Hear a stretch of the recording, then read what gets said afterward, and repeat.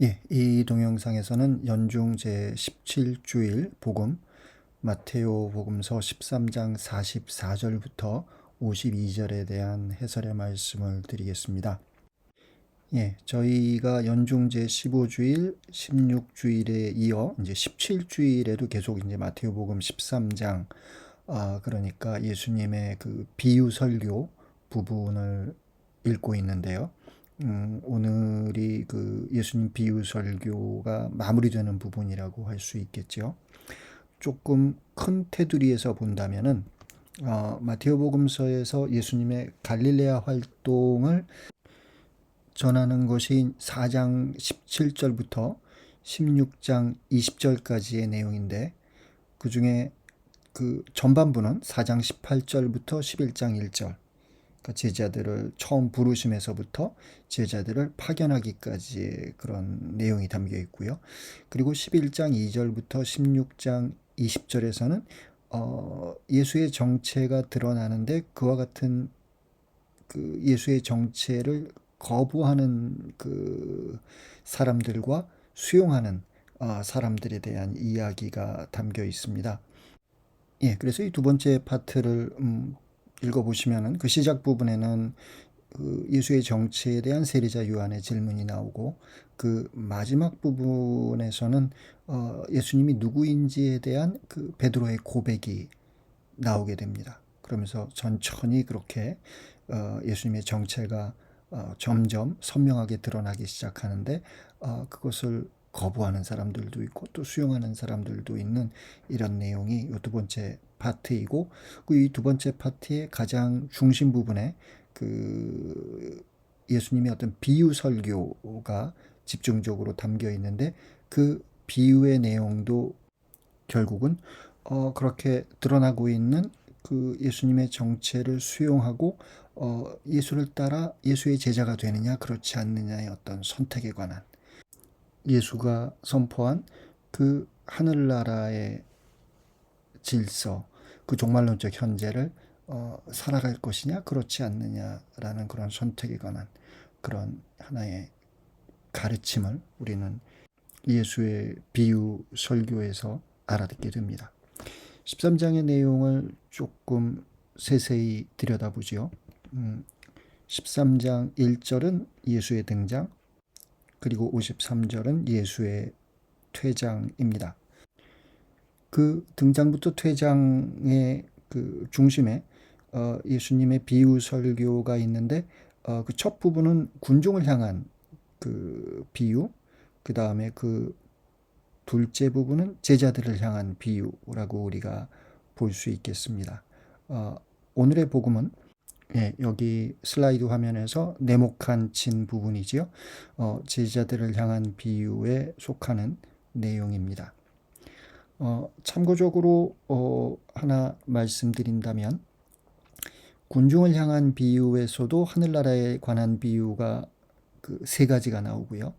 그 제자들을 향한 비유에서도 하늘나라에 관한 비유가 세 가지가 나오는데 군중을 향한 그 비유에서 그 가라지 씨앗 비유와 제자들을 향한 비유에서 그 그물 비유가 서로 상응하고요. 군중을 향한 비유에서 그 겨자 나달 비유와 누룩 비유, 그리고 제자들을 향한 비유에서 그 보물 비유와 진주 비유가 또 상응합니다. 가라지 그 씨앗 비유에서는 그 밀과 가라지를 나중에 가르는 내용, 그 다음에 그 제자들을 향한 그 비유 중에 그물 비유에서는 그 좋은 고기와 나쁜 고기를 가르는 내용, 따라서 그런 종말론적 심판의 그 내용을 담고 있는 것이 가라지 씨앗 비유와 그물 비유라고 할 수 있겠고요. 그리고 이제 겨자 나달 비유와 누룩 비유는 그 하늘나라의 신비에 관해서 그 안에서 그 하늘나라가 이루어지는데 그 안에서 하나님의 어떤 놀라운 활동이 있다라는 내용을 담고 있고 보물 비유와 진주 비유도 역시 하늘나라에 관한 내용인데 이제부터 알아보도록 하지요. 13장 44절부터 46절까지의 내용입니다. 하늘나라는 밭에 숨겨진 보물과 같다. 그 보물을 발견한 사람은 그것을 다시 숨겨두고서는 기뻐하며 돌아가서 가진 것을 다 팔아 그 밭을 산다. 또 하늘나라는 좋은 진주를 찾는 상인과 같다. 그는 값진 진주 하나를 발견하자 가서 가진 것을 모두 처분하여 그것을 샀다. 엄격하게 따져본다면 이 두 비유가 정확히 일치하는 것은 아니죠. 첫째 비유에서 그 보물을 발견한 사람은 그 행간을 보건대 그 보물을 밭에서 우연히 발견합니다.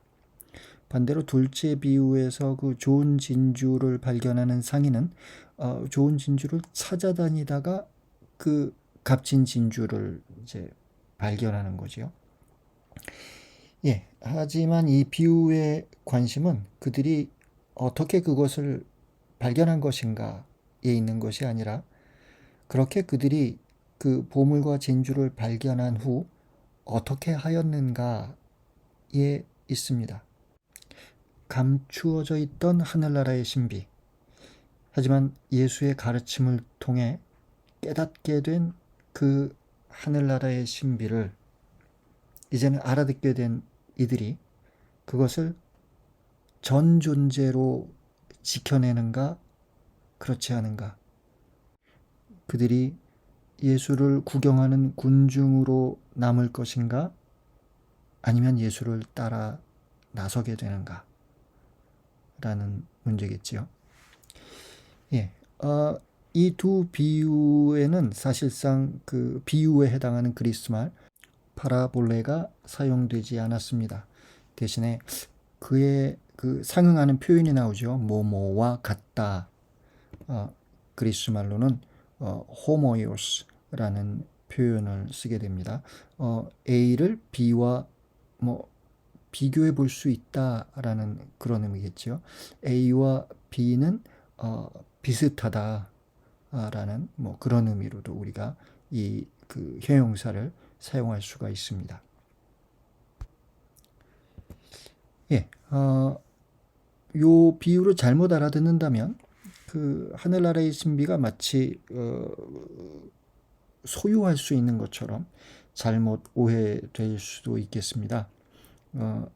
하지만 사도행전 2장 44절 이하의 내용이 우리에게 가르쳐 주듯이 하늘나라의 신비를 깨달은 사람은 그런 소유를 오히려 포기하고 자신의 전 존재로 예수를 따라 나서는 그런 삶을 사는 것이죠. 하늘나라는 결코 무엇을 팔아 살 수 있는, 소유할 수 있는 그런 소유의 대상이라고 이 비유를 잘못 알아들어서는 안 될 것 같습니다. 하늘나라는 오히려 하느님의 선물이고 은총입니다. 그리고 우리들 그리스도인들은 그 하느님의 은총을 받아들이고 그것을 전 존재로 지켜내야 하는 그와 같은 존재입니다. 그래서 마태복음 18장에 보면 하늘나라로 들어간다라는 표현이 나오는데요. 예, 그 하늘나라로 들어갈 때 우리가 우리의 머리만 들어간다든지 우리의 손이나 팔만 들어갈 수는 없는 것이죠. 또 우리의 어떤 그 일부분만 들어갈 수는 없는 것이죠. 우리가 온전히 하늘나라로 들어가야 하는 것이지요. 사목적 관점에서 본다면 나는 집에 있을 때는 그냥 세속적인 가장이고 또 회사에서는 사회생활을 하면서는 세속적인 사람이고 주일날 성당에 와서는 나는 비로소 그리스도인이야. 그게 아니라는 것이지요. 내가 집에서 가장으로 있던 아니면 사회생활을 하면서 어떤 나의 역할을 하던 나는 언제나 온전히 그리스도인이어야 한다라는 하나의 신학적 요청이 이 비유에 담겨 있다고 우리가 알아들을 수 있겠습니다. 네.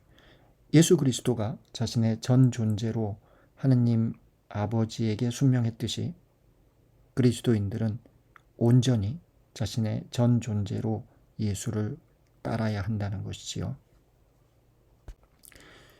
그런 의미에서 뒤따르는 47절부터의 비유는 우리를 조금 긴장하게 합니다. 또 하늘나라는 바다에 던져 온갖 종류의 고기를 모아들인 그물과 같다. 그물이 가득 차자 사람들이 그것을 물가로 끌어올려 놓고 앉아서 좋은 것들은 그릇에 담고 나쁜 것들은 밖으로 던져버렸다. 세상 종말에도 그렇게 될 것이다. 천사들이 나가 의인들 가운데에서 악한 자들을 가려내어 불구덩이에 던져버릴 것이다. 그러면 그들은 거기에서 울며 이를 갈 것이다. 신학자들은 이 비유에 대해서 토론을 했습니다. 이 비유는 세상에 관한 것인가? 아니면 교회에 관한 것인가? 하늘나라의 그 도래와 함께 종말의 때에 세상 사람들이 좋은 고기와 나쁜 고기로 의인과 악인으로 나뉘어서 심판받을 것이다 라는 말씀으로 알아들을 수 있다 라고 생각하는 사람들도 있고요. 또는 여기서 세상은 바다이고 그 그물이 바로 교회다. 그물에 많은 고기들을 모아들였지만 그 고기들 중에 좋은 고기가 결국은 하늘나라에 들어가게 된다라는 뜻으로 이 비유를 알아듣는 사람도 있습니다. 앞선 이 비유에서 상응하는 밀과 가라지의 그 비유에서도 먼저 그 밭에 좋은 씨를 뿌리죠. 하지만 이제 원수가 와서 나쁜 씨를 뿌리는 그와 같은 내용이 나오는데 그것도 결국 좋은 씨가 뿌려진 그와 같은 이상적인 교회 안에 그런 교회를 분열시키는 그런 사람들이 생겨나는 것을 그 비유가 말하고 있는 것이 아닌가라고 오늘날의 주석가들은 생각을 합니다. 따라서 밀과 가라지 그리고 요 그물의 비유 요 두 비유는 교회 안에서 교회의 어떤 분열을 일으키고 교회 안에서 신앙을 어지럽히는 그와 같은 행위를 하는 사람들에 대한 어떤 경고의 말씀으로 우리가 알아들을 수 있겠다라는 것이죠. 마테오 복음서 7장에 보면 예수님께서 주님 주님 하는 이들을 이제 꾸짖는 장면이 나오는데 바로 그런 사람들 또는 마테오복음서 22장에 보면 혼인잔치에 초대받아 왔으나 혼인예복을 입지 않은 사람들에 관한 이야기가 나오는데 바로 그런 사람들이 밀이 아니라 가라지인 그물에 모아들인 고기이지만 하지만 나쁜 고기로 밖으로 던져 버려진 그와 같은 비유의 대상이라고 우리가 생각할 수 있겠습니다.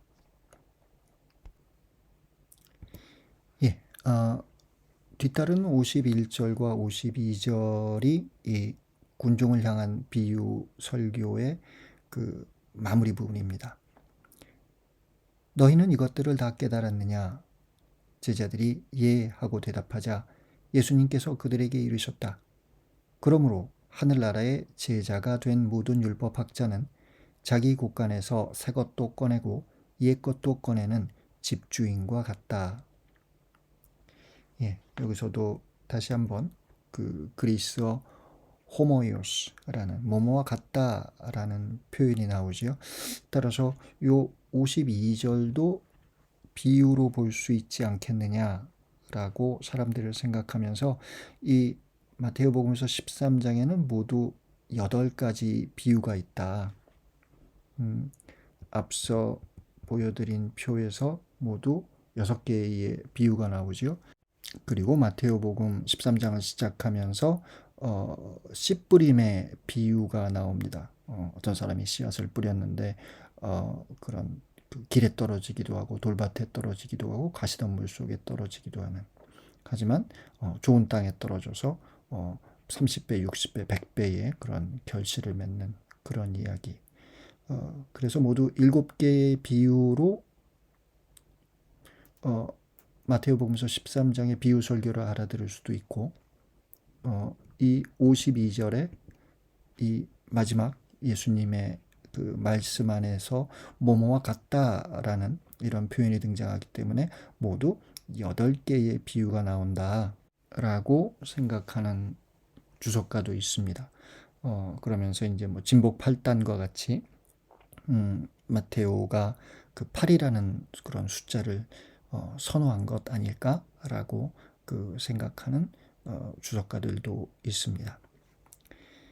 나중에 하늘나라에 가서 마테오에게 좀 물어봐야 될 일이겠죠.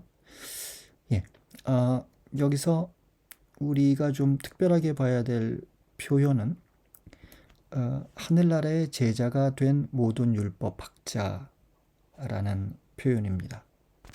예, 직역해 본다면 하늘들의 나라에서 제자된 모든 율법학자라고 우리가 직역해 볼 수 있는데요.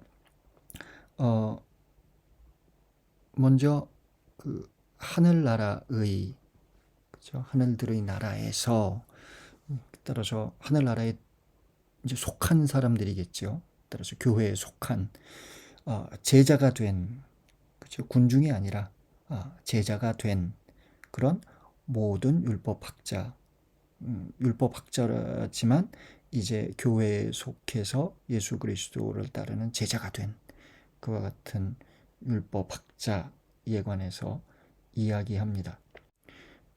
율법학자들이 하는 일은 율법을 해석해서 그 의미를 바로 알아듣는 그런 어떤 율법을 연구하는 사람들이겠죠. 이제 그리스도인이 되어 교회에 속하게 된 율법학자들은 바로 율법을 완성하는 복음의 의미를 정착시킬 수 있는 그와 같은 사람들입니다. 또한 예수의 비유를 올바르게 해석할 수 있는 사람이기도 합니다. 이 내용은 계속해서 그 마테오복음서의 그 주된 흐름 중에 하나인 과연 율법과 그 율법을 해석하는 유다 전통을 그리스도 교회는 어떻게 수용할 것인가 라는 그런 마테오복음서의 어떤 중심 질문과 맞닿아 있다고 볼 수 있겠습니다. 신약 성경 중에서 그 가장 그 먼저 기술됐다고 볼 수 있는 그 바오로 서간에서 바오로는 그 이방계 그리스도인들에게 그 율법 전통을 따르는 것을 강요하는 그 유다계 그리스도인들의 태도를 잘못된 것으로 지적합니다. 예, 그래서 그 로마서나 이제 갈라티아서와 같은 바오로 서간을 읽다 보면 바오로가 율법에 대해서 조금 적대적인 태도를 보이는 것이 아닌가? 라는 생각을 해볼 수가 있는데요. 오늘날의 그 바오로 연구가들은 그렇다고 해서 바오로가 율법의 본질을 부정한 것은 아니다라고 생각합니다. 아무튼 그런 그 바오로의 신학에 대한 잘못된 또는 과장된 해석이 초대교회에서부터 등장을 하지요. 그래서 그 우리들이 알고 있는 그 마르치온과 같은 사람은 구약은 폐기되어야 할 내용이다라고 이렇게 생각하면서 자신만의 어떤 경전 목록을 발표를 하는데 루카복음서와 바오로서간 중에서 10개 정도의 어떤 목록 그것만이 그리스도교의 어떤 정경이 될 수 있다라는 이런 의견을 내놓습니다. 물론 이제 교회에서는 그 의견을 받아들이지는 않습니다. 마테오 복음사가는 자신의 복음서 안에서 그와 같은 경향과 좀 맞서고 있습니다. 그러면서 그는 자신의 복음서 안에서 시종일관 구약 예언의 성취로 예수를 해석하고 율법의 완성으로 그 복음을 선포합니다. 예, 23장 52절의 그 내용은 그와 같은 마테오 복음서의 그 역사적 컨텍스트 위에서 우리가 알아들을 수 있을 것 같습니다. 하늘나라의 제자가 된 모든 율법학자는 자기 곳간에서 새 것도 꺼내고 옛 것도 꺼내는 집주인과 같다. 여기서 흥미로운 것은 우리가 일반적인 그 어순이라면 옛 것을 먼저 얘기하고 새 것을 나중에 얘기해야 될 것 같은데 마테오 복음서도 역시 새 것을 앞에 둡니다. 따라서 새 것을 조금 더 중요하게 생각한 것이 아닌가? 네, 여기서 새 것과 옛 것은 그렇다면 무엇일까? 먼저 우리가 생각해 볼 수 있는 것은 율법에 대한 새로운 해석과 옛 해석. 예, 우리가 그 산상설교에서 들은 예수의 가르침 안에서 그 율법에 대한 새로운 해석이 등장하지요.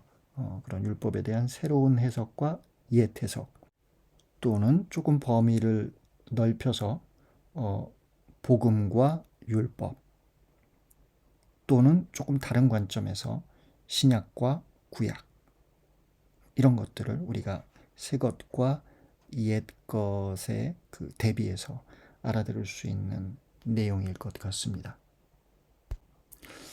아무튼 이렇게 창조부터 종말까지의 하느님 구세사의 지평 위에서 예수의 삶과 죽음 그리고 부활의 의미를 밝히는 것이 이제 하늘나라의 제자된 그 율법학자의 일이겠지요. 흥미로운 점은 이 52절이 마테오 복음서에만 등장한다는 점입니다. 마르코나 루카와 같은 다른 공간 복음서에서는 나오지 않고요. 요한 복음서에서도 물론 나오지 않습니다.